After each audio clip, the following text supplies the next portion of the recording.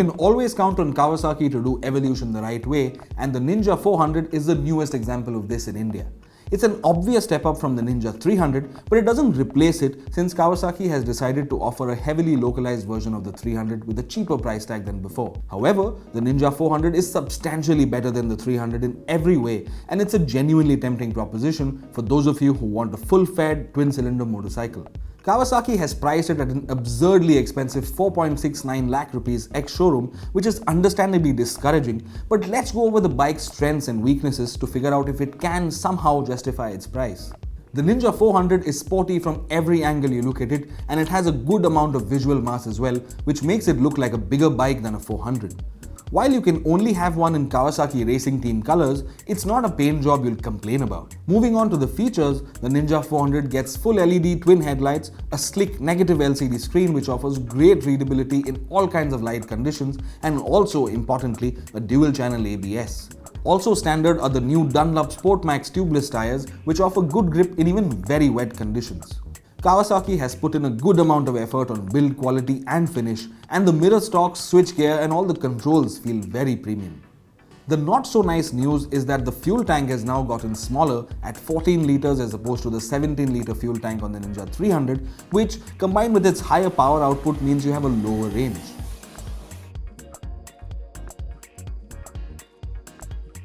It also doesn't get adjustable levers, which is just unacceptable for a bike of this price. Lastly, the rider's seat is a bit too narrow at the front and has an odd contour which makes you sit a bit too close to the tank, making it uncomfortable for long hours in the saddle.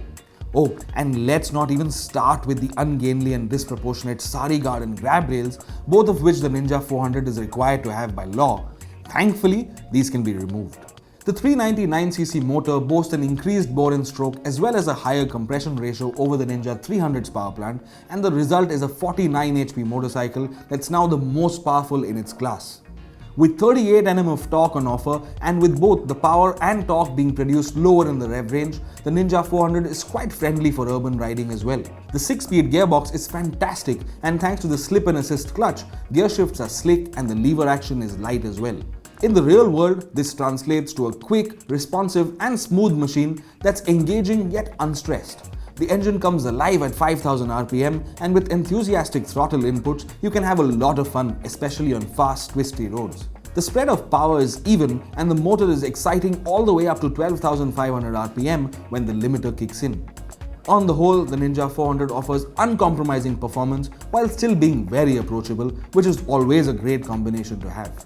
Having said that, the KTM RC390 is more aggressive given that it offers similar levels of performance in a compact single-cylinder package. But as far as relatively small capacity twin-cylinder motorcycles go, nothing can match the Ninja 400 right now. The Yamaha R3 does come close in the real world, but the bragging rights belong to the Ninja. What's even better about the Ninja 400 is the handling. It's at ease being flicked through corners, and the stability on offer is just brilliant.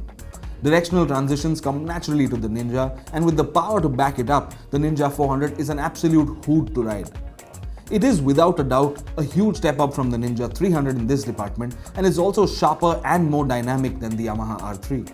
Thankfully, it has the brakes to match its speed, and the 310mm pedal disc along with the dual channel ABS makes for strong and progressive braking performance even in wet conditions. Now, the Ninja 400 is more committed than the 300, especially thanks to the higher set foot pegs, but it's still a decent overall setup for city riding. I did struggle with my right foot constantly remaining in contact with the exhaust heat shield though, which is the sort of oversight you don't expect from a manufacturer as experienced as Kawasaki. For a bike of its price, it's fair to expect a sophisticated upside-down fork, so it's disappointing that Kawasaki has equipped the Ninja 400 with a conventional 41mm telescopic fork instead. Thankfully, the Ninja's overall setup is good enough to not hamper its real-world performance, although you might want to watch out for the firm rear suspension over bumpy roads. The Ninja 400 is a very impressive motorcycle. It looks great, is built well, and is fast enough to not make you consider bigger bikes for a good few years at the very least. However, it's the price tag that you just cannot ignore, given that you can have something like Kawasaki's own Z650 if you shell out an extra 40,000 rupees or thereabout. It is undoubtedly better than the Ninja 300, which is almost 2 lakh rupees cheaper, and certainly has the performance to be the master of its segment. But with that kind of price, it's not a motorcycle for everyone's appetite. All things considered, the Yamaha R3 priced at 3.49 lakh rupees is a more value for money bet at the moment.